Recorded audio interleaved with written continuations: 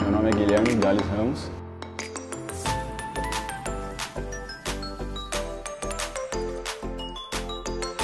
Meu nome é Thiago Guimarães dos Santos, eu sou goleiro.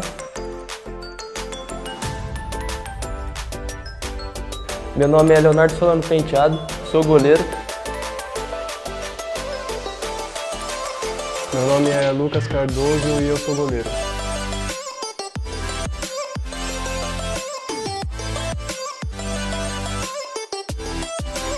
Minha expectativa para a Taça São Paulo é que possamos primeiramente atingir os nossos primeiros objetivos. Nosso time possa dar o melhor dele, porque a gente vem trabalhando muito forte, se preparando muito desde o início do ano.